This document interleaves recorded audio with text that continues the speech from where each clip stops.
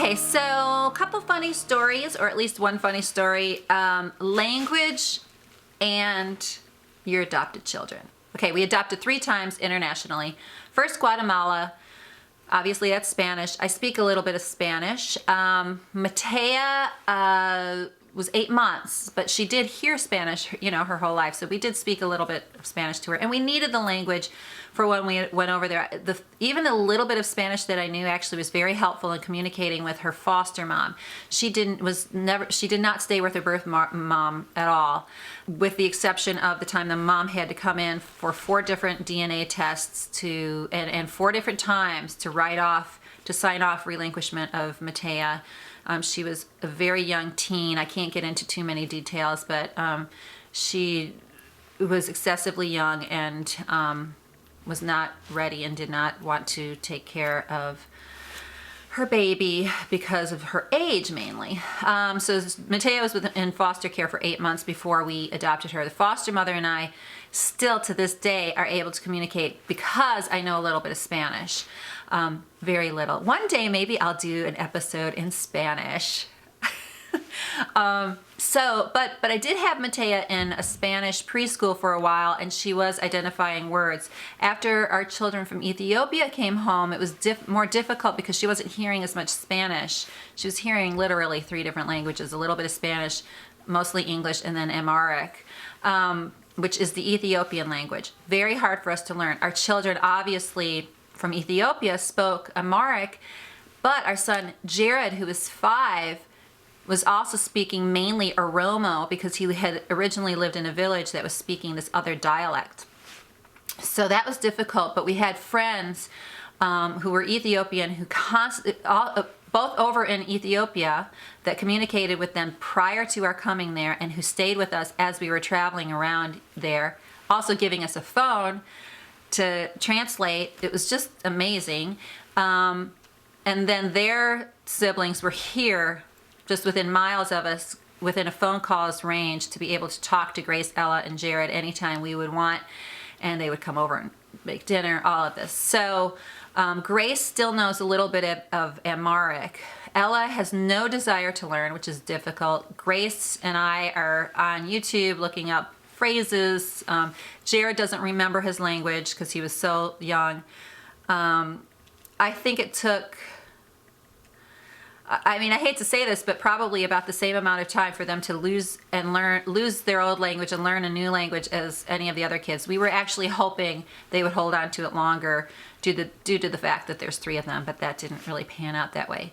Alec spoke Ukrainian and Russian, and we have a few people that speak Russian, but he lost his language very quickly. It's unfortunate. Hopefully we will all learn all of the languages again.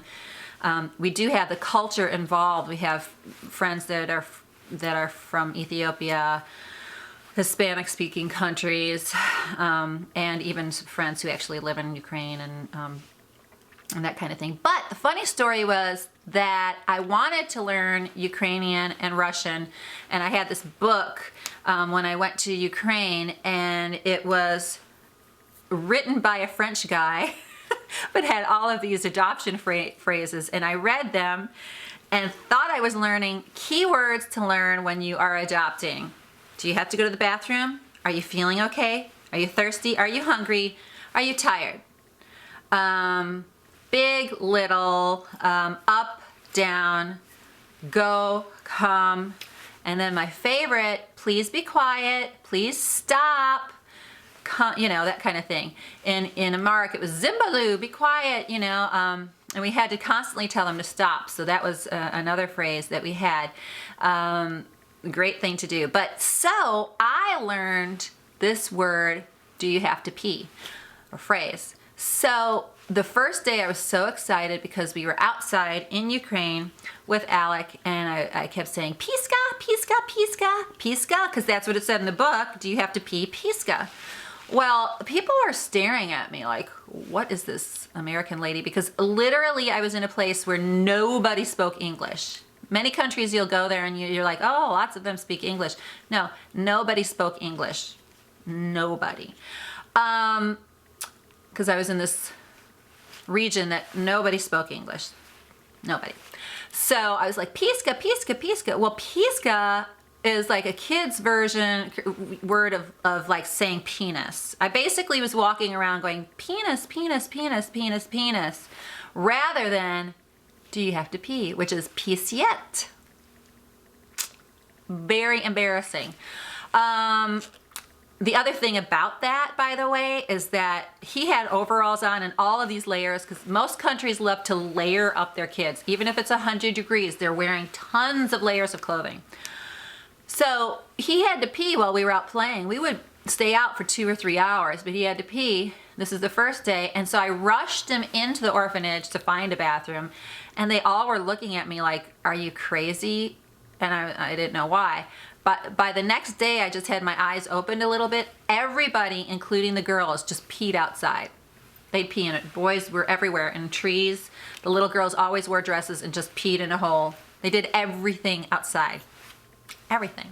You don't bring your kid inside to pee. It's just so foreign to them. So anyhow, these are some of my adoption stories. French fry breastfeeding, Pisca, Puska, Pisiet, and how to connect, how to bond, how to understand how the children may project things on you. Definitely get educated. Like I said, there's some great books out there. I probably am going to try to write a very practical book, not by an expert, but by myself, and probably say this is just experiences that I've had, things that have worked based on my own stories.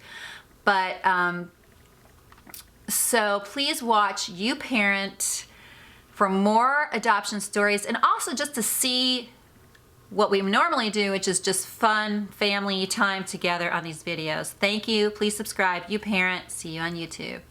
Oh, here's a little story of a mom and dad. She's no Angelina. Yeah, and he's not Brad. Raising lots of kids from all over the world. 3 bad boys, fashionista girls. Sam and Andrew, it's important to mention, were born in New York City via 2 C-sections. Matea was adopted in 2005. She came from Guatemala. She's chica alive. Ethiopia called in 2008. Adopted 3 siblings, Jared, Ella,